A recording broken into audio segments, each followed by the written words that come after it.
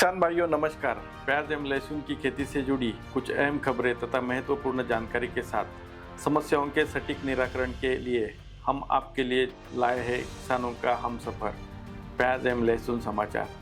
प्याज एवं लहसुन समाचार के इस 25वें अंक में मैं डॉक्टर राजीव काले, वरिष्ठ वैज्ञानिक, कृषि विस्तार संस्थान की ओर से आप सभी का स्वागत करता हूँ। चलिए इस अंक की शुरुआत करते हैं किसान सलाह से। आज हम जानेंगे खरीफ मौसम में प्याज की ऐसी उन्नत किस्में जो अच्छी पैदावार देती है उनके बारे में, जिन्हें अपनाकर किसान अपने बेहतर उत्पादन और अच्छा दाम प्राप्त कर सकते हैं।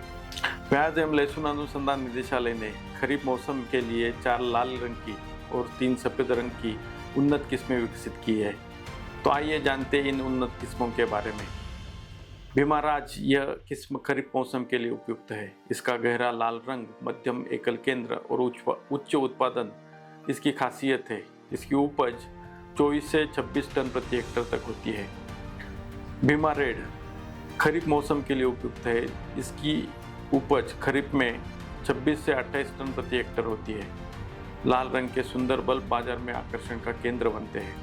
भीमा डार्क रेड यह केवल खरीफ मौसम के लिए उपयुक्त है। इसका गहरा लाल रंग, मध्यम गर्दन और थ्रिप्स और फफूंदी के लिए यह सहनशील है। इसकी उपज 12 से 24 टन प्रति हेक्टर तक होती है।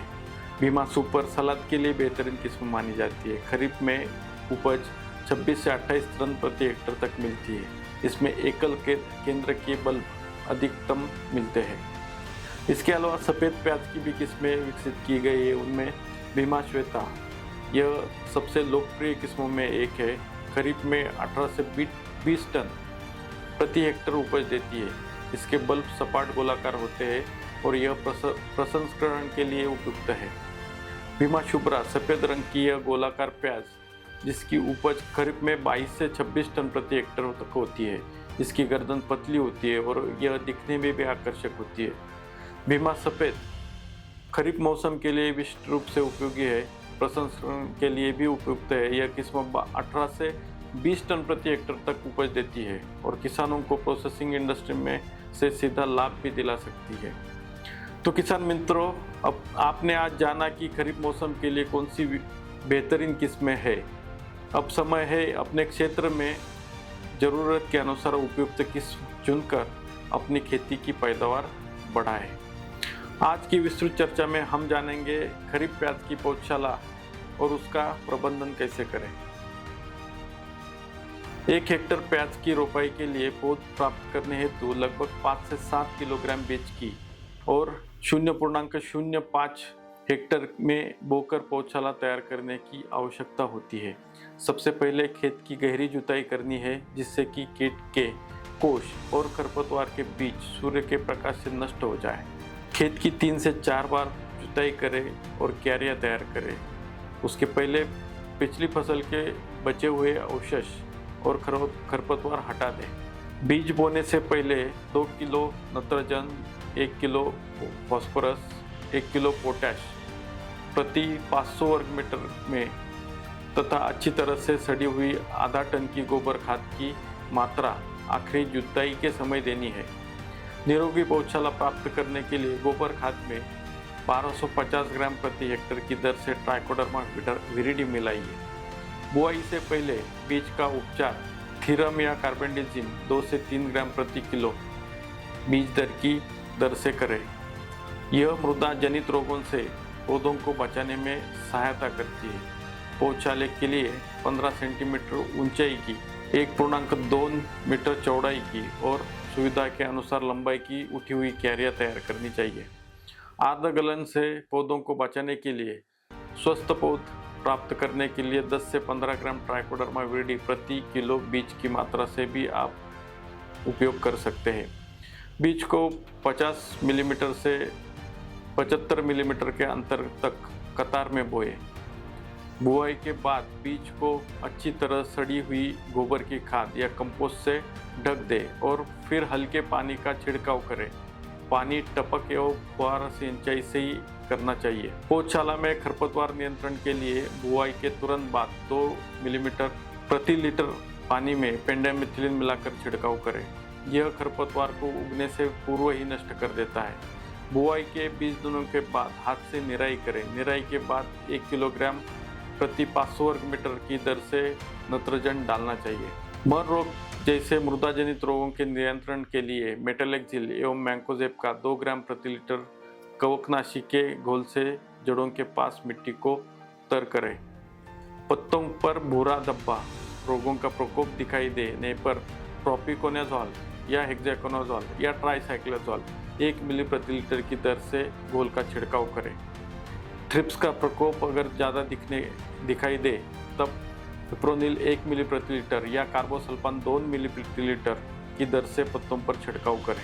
इस तरह से आप खरीफ मौसम में नर्सरी का प्रबंधन कर सकते हैं। दोस्तों, अभी समय आ गया है प्रश्न और उत्तर का। महाराष्ट्र के कराड तालुका के किसान श्री राहुल भीमराव शिंदे, इन्होंने व्हाट्सएप पर पूछा था कि सफ़ेद प्याज का उत्पादन करने के बाद इसे कहाँ बेचा जाए और इसका सबसे अधिक उपयोग किसमें होता है। दोस्तों, सफ़ेद प्याज का मुख्य उपयोग प्रसंस्करण उद्योग में होता है। खासकर प्याज का पाउडर, फ्लेक्स, डिहाइड्रेटेड प्याज बनाने के लिए इसका उपयोग होता है। गुजरात में भावनगर जिले में सबसे ज़्यादा निर्जलीकरण या डिहाइड्रेशन इंडस्ट्री है, तो वहाँ पे प्याज का उपयोग डिहाइड्रेशन के लिए ज़्यादा तौर पर किया जाता है। महाराष्ट्र में कुछ भाग में जैसे मराठवाड़ा हो गया, विदर्भ है, कोंकण है, कुछ पॉकेट्स में प्याज की सफ़ेद प्याज का उत्पादन भी किया जाता है और इसका खाने में भी यूज़ करते हैं, तो इसलिए इसकी मांग उन जगहों पे ज़्यादा है। महाराष्ट्र में जैन इरिगेशन का भी प्रसंस्करण के लिए प्लांट है जलगांव में, तो वो भी सफ़ेद प्याज की खरीद करते हैं। तो इस तरह से जो निर्जलीकरण है उस इंडस्ट्री में प्याज की मांग ज़्यादा है। निर्यात भी बहुत सारे देशों में इसकी होती है, तो निर्यात के लिए भी इसकी ज़रूरत होती है। तो आप इस तरह से इसका मार्केटिंग के लिए कौन से पॉकेट्स में इसको खाया जाता है और प्रसंस्करण इंडस्ट्री में इसको जहाँ पे यूज़ होता है वहाँ पे आप इसका मार्केटिंग कर सकते हैं। दोस्तों, चलिए अब जानते हैं संस्थान की कुछ अहम खबरें। प्याज एवं लहसुन अनुसंधान निदेशालय में विश्व बौद्धिक संपदा दिवस के अवसर पर एक ऑनलाइन अतिथि व्याख्यान का आयोजन किया गया। इस विशेष व्याख्यान पे वक्ता थे प्रोफेसर गणेश हिंगमिरे, संस्थापक एवं अध्यक्ष GMGC पुणे। कार्यक्रम में वैज्ञानिकों, शोधकर्ताओं और विद्यार्थियों ने बढ़ चढ़कर भाग लिया, बौद्धिक संपदा अधिकारों के महत्व को समझा और नवाचार की दिशा में नई प्रेरणा प्राप्त की। बौद्धिक संपदा किसान से विज्ञान तक नवाचार की असली पहचान है। संस्थान ने प्याज एवं लहसुन पर अखिल भारतीय नेटवर्क अनुसंधान परियोजना की 16वीं वार्षिक कार्यशाला ICAR विकास अल्मोड़ा में आयोजित की, जिसमें वैज्ञानिकों ने बढ़ चढ़कर सहभाग लिया। कार्यशाला में अनुसंधान प्रगति की समीक्षा एवं भविष्य की कार्य योजनाओं पर विस्तृत चर्चा की गई। संस्थान के निदेशक डॉक्टर विजय महाजन ने 18 मई 2025 को नागपुर में माननीय कृषि मंत्री जी के साथ आयोजित बैठक में भाग लिया। बैठक में प्याज एवं लहसुन अनुसंधान से जुड़े महत्वपूर्ण विषयों पर चर्चा और विमर्श किया गया। संस्थान ने प्याज की किस्म भीमा शक्ति के व्यवसायीकरण के लिए निमाड़ स्प्राउट उत्पादक कंपनी खरगोन, मध्य प्रदेश के साथ लाइसेंसिंग समझौता ज्ञापन पर हस्ताक्षर किए। 22 मई 2025 को ICAR DOR के एग्री बिजनेस इंक्यूबेशन केंद्र में इंक्यूबिटीज के लिए सह विपणन अवसरों पर एक बैठक आयोजित की गई। बैठक में राजगुरुनगर स्थित FPO के नए आउटलेट के जरिए महिला SHG द्वारा विकसित पोषण उत्पादों के प्रचार पर चर्चा हुई। डॉक्टर राजीव काले ने सामूहिक विपणन रणनीतियों के महत्व को रेखांकित किया और स्टार्टअप के लिए व्यावसायिक अवसरों की जानकारी दी। तो दोस्तों, याद रखें, आप व्हाट्सएप या फ़ोन पर भी प्याज एवं लहसुन की खेती की समस्याओं के समाधान के लिए संस्थान से संपर्क कर सकते हैं, जिसके लिए संस्थान का व्हाट्सएप नंबर है 8459715576। किसान मित्रों, इस अंक का समाचार यहीं पर समाप्त होता है। जय किसान, जय जवान।